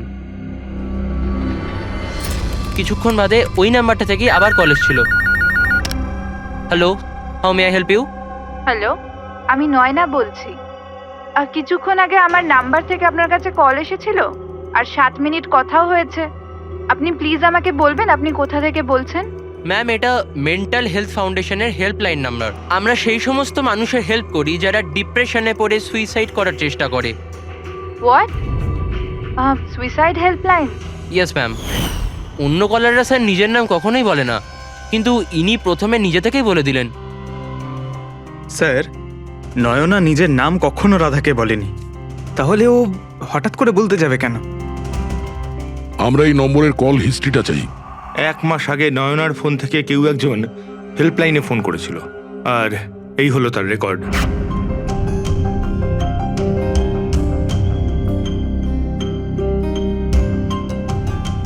দশ তারিখ তো সেকেন্ড স্যাটারডে ছিল।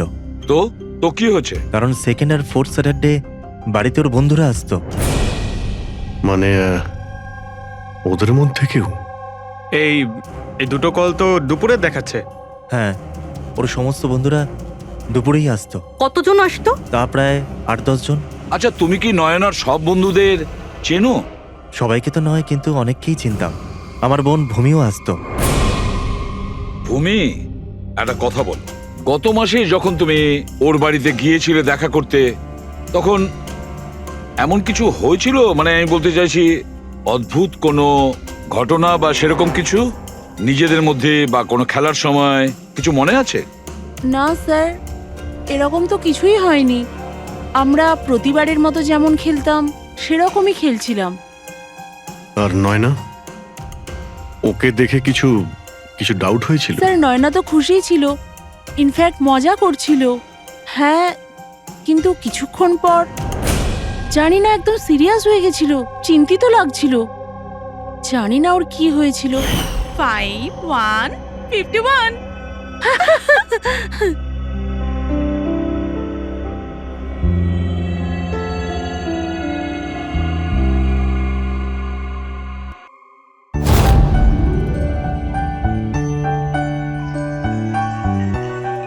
মনে হচ্ছে এর যে হবু বাচ্চা হবে না, সে খুব লাকি।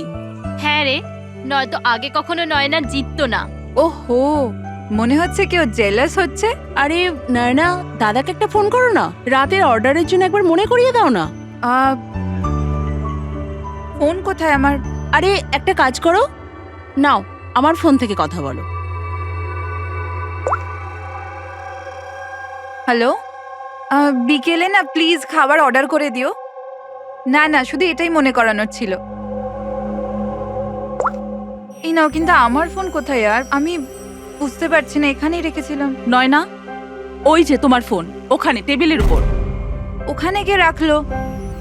আমি তো ওখানে তুই ফোন রেখেছিস রাখিনি। হয়তো। না यार, আমার মনে আছে আমি রাখিনি।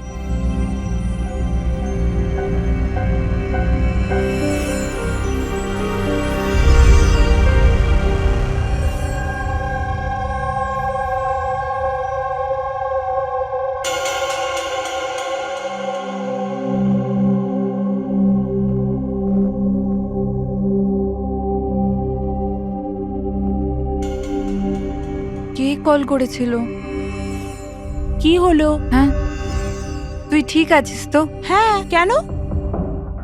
জানবি, তোর কোনো টেনশন নেই তো? না, কোনো প্রবলেম নেই। কেন? তোদের যদি কোনো প্রবলেম থাকে তো প্লিজ আমায় বলিস। কেমন প্রবলেম? কি বলছিস তুই? তোর কি হয়েছে হঠাৎ করে?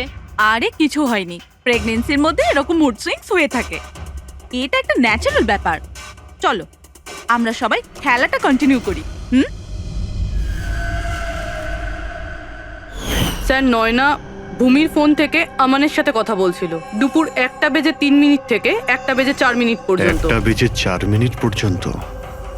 আরে সুইসাইড হেল্পলাইনে যে প্রথম ফোন করা হয়েছিল 7 মিনিটের জন্যে, সেটা 12:57 থেকে 1:04 অবধি চলেছিল। আর সেকেন্ডটা 1:20 থেকে 1:21 পর্যন্ত।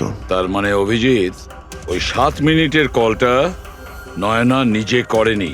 কারণ ওই সময় নয়না আমানের সাথে কথা বলছিল ভূমির ফোন থেকে। এক্স্যাক্টলি। তার মানে ওই ফোনটা নয়নার কোনো বন্ধুই হয়তো করেছিল। আপনি কাউকে দেখেছিলেন ওর ফোন তুলতে বা ওর ফোন ব্যবহার করতে? না, আমি তো কাউকে দেখিনি। তার মানে ওই কলটা অন্য কেউ করেছিল। আর স্যার, নয়না যখন ওর ফোনটা খুঁজে পায় আর ওখানে লাস্ট ডায়াল আননোন নাম্বারটা চেক করে, আর তারপর যখন ওই নাম্বারে ফোন করে তখনও জানতে পারে যে ওটা কোনো সুইসাইড হেল্পলাইনের নাম্বার।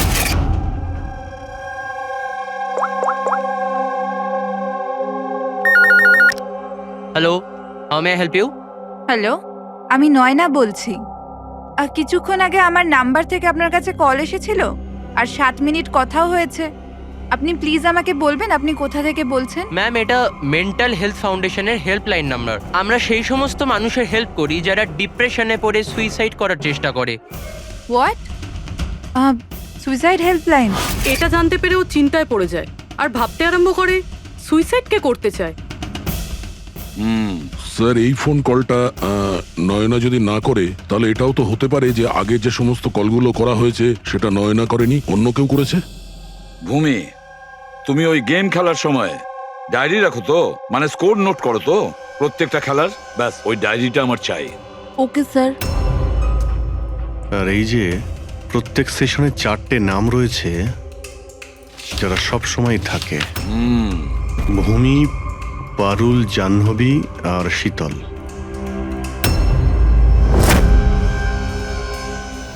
রাধা, একবার চেষ্টা করে দেখো, এই 3 জনের কথা শোনো। দেখো, এই 3 জনের মধ্যে কেউ কি তোমার সঙ্গে কথা বলেছিল? আমি এসব কেন করব? আমি আমার লাইফে খুব খুশি। আমি সুইসাইড কেন করব? যদি আমি ফোন করতাম তো নিজের ফোন থেকে করতাম, নয়নার ফোন থেকে কেন?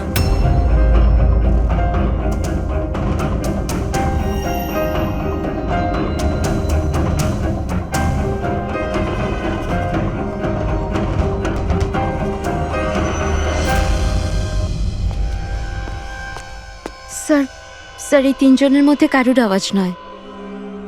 স্যার, হ্যাঁ, এই 3 জন তো না বলছে, শুধু শীতল বাকি আছে। ওর ব্যাপারে কিছু জানতেই পারছি না। কিছু জানতে পারোনি মানে কি বলতে চাইছো? স্যার, এই 3 জনের মধ্যে কেউ শীতলকে চেনেই না। জাহ্নবী বলল শীতলের সাথে নয়নার গাইনোকোলজিস্টের চেম্বারে দেখা হয়েছিল আর ওখানে ওদের বন্ধুত্ব হয়ে যায়। শীতলকে এদের মধ্যে কেউই পার্সোনালি চেনে না। কোনো ব্যাপার না, ওই তিনজনের হেল্প নিচ্ছি আমরা। এবার শীতলের স্কেচ করাবো আমরা, তারপরে দেখবো।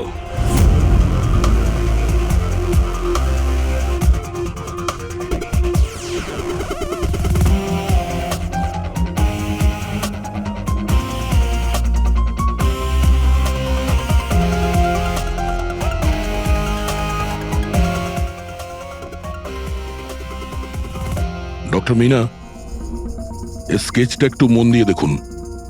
আচ্ছা, এই মেয়েটা আপনার এখানে চিকিৎসা করাতে আসতো? I don't think so. আমার তো মনে পড়ছে না যে এরকম কোনো লেডি আমার কাছে কোনোদিন এসেছিল। কে ইনি? এর নাম শীতল। আমরা এটা বুঝতে পারি যে আপনার এখানে এত পেশেন্ট আসে যে এই সমস্ত পেশেন্টের নাম মনে রাখা তো মুশকিলের ব্যাপার। রাইট, বাট আমি আমার সব পেশেন্টদের পার্সোনালি চিনি অ্যান্ড আই এম শিওর শীতল নামের কোনো পেশেন্ট আমার কোনোদিন ছিলই না। আচ্ছা, এই যে আপনার ক্লিনিকে সিসিটিভি ক্যামেরা লাগানো রয়েছে, এর ফুটেজ আমরা পেতে পারি? I don't think so, because ওটার স্টোরেজ ফুল হয়ে গেছিল, তাই আমাদের ডিলিট করতে হয়েছিল। ওকে, এনিওয়ে, থ্যাংক ইউ।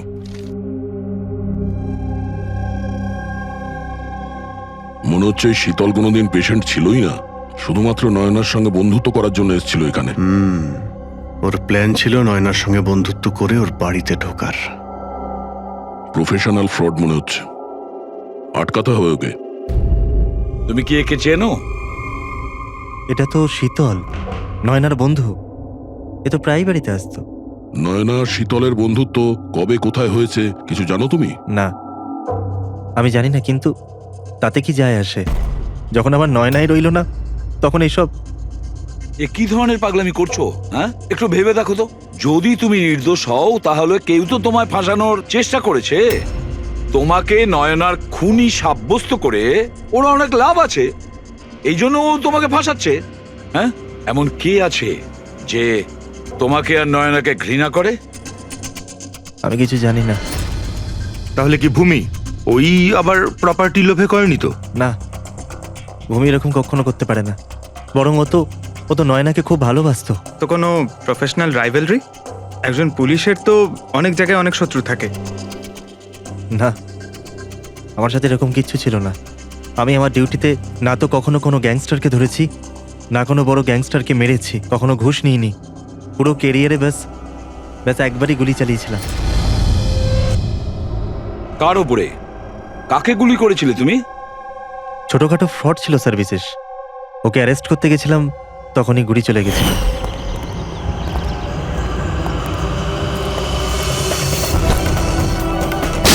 বিশেষ খবরদার ইন্সপেক্টর।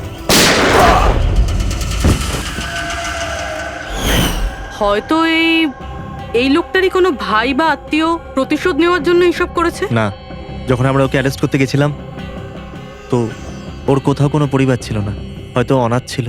ঠিক আছে, যদি ওই লোকটার কোনো আত্মীয় স্বজন থাকে তাকে আমরা ছাড়বো না। স্যার, আমান ঠিক বলছিল। ওই লোকটার নিজের বলতে কেউ নেই, ফ্যামিলি, স্ত্রী, বাচ্চা কেউ না। তাহলে প্রতিশোধ কে নিচ্ছে? বাড়ির লোক নয়, কোনো বন্ধু হতে পারে। বন্ধুরা হয়তো প্রতিশোধ নিয়েছে। বন্ধুত্বের জন্য কে আজকাল নিজের প্রাণের ঝুঁকি নেয় স্যার? এসব তো শুধু গল্পের বইতেই দেখা যায়। নন্টে ফন্টে, হাবলু ঘাবলু, এখন এসব কোথায় স্যার? এটা কি স্যার? একটা স্টোরেজ চুরির ঘটনায় বিশেষের সাথে আরো একটা নাম আছে, রেখা। রেখা? দুজনে মিলে অনেক চুরি করেছে। এদের ফটো দেয়নি কেন? স্যার, এটা তো ছদ্মবেশে চুরি করতো, হয়তো এই জন্যে। আর যখন বিশেষ মারা যায় তখন হয়তো এই জুটিটা ভেঙে যায় আর এই রেখা একা হয়ে যায়। রেখা? আমি জানি এই রেখা কে। স্যার, আমাদের ইনফর্মার এই বাড়িটার অ্যাড্রেসে দিয়েছিল।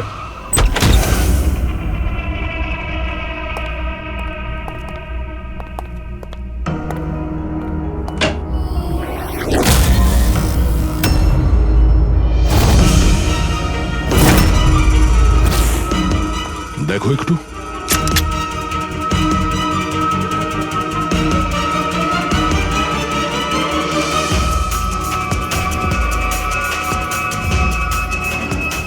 স্যার মারা গেছে।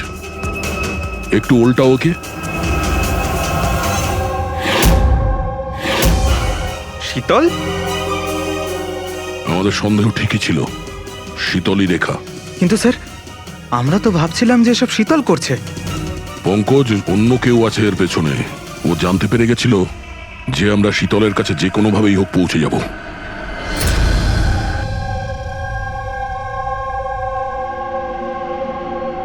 সারিকা, এর ঘাড়ের পেছনের দিকে এইখানে ক্ষত আছে। এইখানে ক্ষত মানে হচ্ছে যে খুনি ওর পেছনের দিকে দাঁড়িয়েছিল। দেখো, এইখানে ছুরির ক্ষতটা আছে। তবে খুনিকে পেছনের দিকে দাঁড়িয়ে থাকতে হবে, তবেই এই আঘাতটা করতে পারবে, রাইট? হ্যাঁ স্যার, আর আমার মনে হয় ও হয়তো খুনিকে চিনতো, কারণ এই ক্ষতটা ছাড়া সারা শরীরে আর কোনো আঘাতের চিহ্ন খুঁজেই পাইনি। রাইট রাইট, সেটাও হতে পারে। তবে একটা কথা ঠিক, ও খুনিকে চিনতো বা চিনতো না, তবে একটা কথা ঠিক যে খুনি ওর পেছনে খুব কাছেই দাঁড়িয়েছিল। দেখো, এত জোরের সঙ্গে এই ছুরিটাকে ব্যবহার করা হয়েছিল যে খুব কাছেই দাঁড়িয়ে থাকতে হবে, তবেই জোরে মারতে পারবে। আর একটা কথা, এই যে ক্ষতটা আছে সেটা বলছে যে কেউ নিজের বাঁ হাতটা ব্যবহার করেছিল, কারণ যদি ডান হাত দিয়ে ছুরিটা মারা হতো তাহলে ক্ষতটা এই অ্যাঙ্গেলে হতো না। এক্ষেত্রে বাঁ হাতটা ব্যবহার করা হয়েছে। হ্যাঁ স্যার, তার মানে খুনি ডেফিনেটলি লেফট হ্যান্ডেড, তাই তো? একদম, এই খুনি লেফটি। আর দেখো, আর একটা কথা, এত জোর দিয়ে এটা ব্যবহার করা হয়েছে। সাপোজ ধরো কোনো ডান হাতি লোক বাঁ হাতে ছুরিটা নিয়ে ব্যবহার করলে তাহলে এত জোরে আঘাতটা করা সম্ভব নয়। এটা সেই করতে পারে যে বাস্তবে একজন লেফটি নেতা। রাইট, খুনি একজন লেফটি, এটা একটা বড় ক্লু। এবার বলে দিও নাকে জনাব এসিপি সাহেবকে। আগে হ্যাঁ, প্রদ্যুম্ন সাহেব। হ্যাঁ বলো সালুকে, বলো। একটা বড় ক্লু পেয়েছি।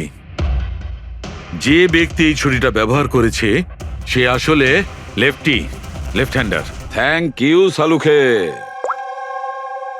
সালুকে ফোন করেছিল, বলছিল খুনি লেফট হ্যান্ডেড। স্যার আমরা তো আগেই সবকিছু বলে দিয়েছি, তাহলে আমাদের এখানে আটকেছেন কেন? কেননা সত্যিটা এখনো জানা যায়নি। কাল রাতে আপনাদের সবার হাতে নয়নার ফোন গিয়েছিল। ঠিক করে মনে করে বলুন আর কি হয়েছিল। হয়তো আপনাদের মধ্যে কেউ ওকে দেখেছে বা শুনেছে অন্য কারোর সাথে কথা বলতে। ইয়শ বাবু, আই হোপ তোমার স্মৃতিশক্তি তো ভালো। কিছু মনে আছে তোমার? তুমি আমাদের সাহায্য করবে না? হ্যাঁ, কিন্তু আমি কাউকে তো দেখিনি। আচ্ছা, তোমার যা মনে আছে বলে দাও। আমি প্রমিস করছি যে আমাদের মধ্যে কেউ তোমাকে কিচ্ছু বলবে না। আমি কাকির রুমে তো গিয়েছিলাম, কিছুক্ষণের জন্য ফোন নিতে গেছিলাম। তারপর আমি গেম খেলছিলাম, আর কেউ আসছিল ওখান থেকে। তারপর আমি ফোনটা ওখানে সাইডে রেখে চলে গেছিলাম। কোন গেম খেলছিলে তুমি? স্যার এটা কাকির মোবাইলে তুমি এই গেমটাই খেলছিলে? হ্যাঁ, আমি আর আমার বন্ধু নীলজ আমরা সবসময় এই গেমটাই খেলি। এই গেম তো অনেকেই একসঙ্গে খেলতে পারে, আর সবাই একে অপরকে দেখতেও পায়। তো নীরজ তোমাকে দেখতে পাচ্ছিল যখন তুমি ফোন ওখানে রাখো। স্যার, ফোনে তো রেকর্ড হচ্ছিল। ওখানে কি হয়েছিল সেটা নীরজের ফোন থেকে জানা যেতেই পারে। ঠিক আছে, আমরা নীরজকে ডেকে নিচ্ছি।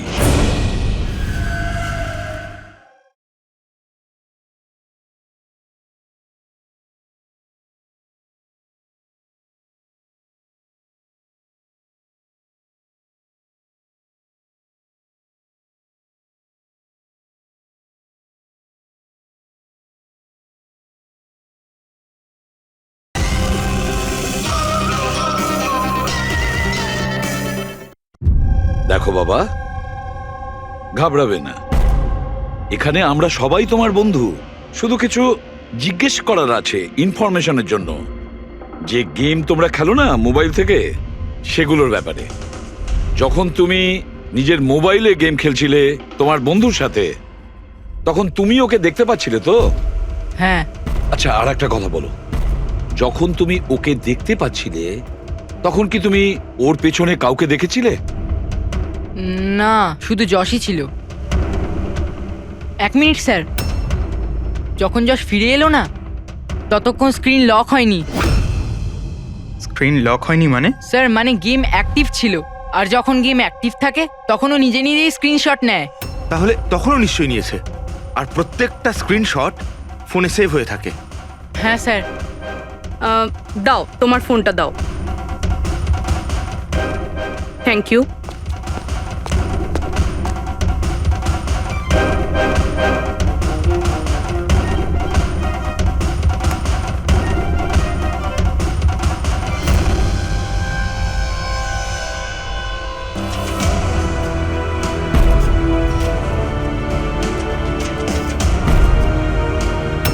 এটা কে?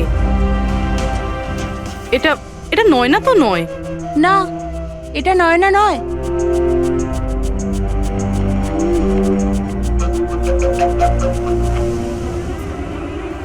এক মিনিট পুরবি, একটু জুম করো এর উপরে।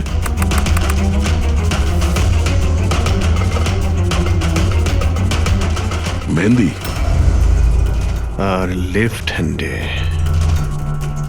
এর হাতে মেহেন্দি এইভাবে কেন রয়েছে? সেটা এই কারণে অভিজিৎ, কারণ এই হাতটা যে মহিলা, সে মহিলা ওখানে বাকি সবাইকে মেহেন্দি পড়াতে এসেছিল, আর ও লেফট হ্যান্ডেড। সবার আগেও শীতলকে দিয়ে হেল্পলাইনে ফোন করায়। রাধাকে একটু কলটা ট্রান্সফার করুন না প্লিজ। হ্যাঁ শিওর। আমি আর সহ্য করতে পারছি না দিদি। তারপর সে শীতলকে টাকা দেয় আর বলে, নয়না, তোমার রুমে তোমার জন্য তোমার কোনো আত্মীয় অপেক্ষা করছে। তার সুযোগ বুঝেই ও নয়নাকে খুন করে দেয়। কে হতে পারে এই মেহেন্দি পরা মহিলা? আমি জানি না উনি কে ছিলেন। ইনফ্যাক্ট কেউই জানে না উনি কে। নয়না বলেছিল যে শীতল ওনাকে ডেকেছিল, আর ওই নিয়ে এসেছিল নিজের সাথে। আর এটাও জানি না যে ওকে কেন আনা হয়েছিল। নিজের কাজও ঠিক করে করছিল না ও, বাজে মেহেন্দি লাগাচ্ছিল সবাইকেও। দেখ না জাহ্নবী কিরকম মেহেন্দি লাগাচ্ছে ও, পুরোপুরি ঠিকঠাক লাগাচ্ছেও না। আপনি কি মেহেন্দি লাগাতে জানেন না নাকি? দেখে মনে হচ্ছে কেউ যেন লাগিয়ে আবার মুছে দিয়েছে। ও মেহেন্দি এত খারাপ করে লাগাচ্ছিল, তাহলে শীতল ওকে পাঠালো কেন? সবারই সন্দেহ হবে। কে হতে পারে? আমি জানি স্যার, ও আমাদের চোখের সামনেই ছিল।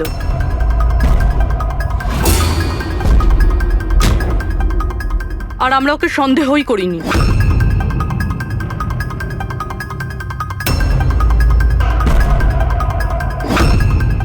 আপনি সামনে আসুন।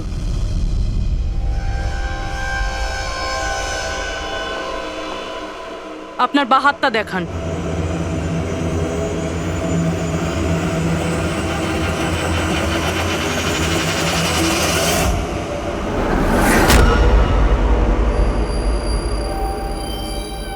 এই দেখুন স্যার।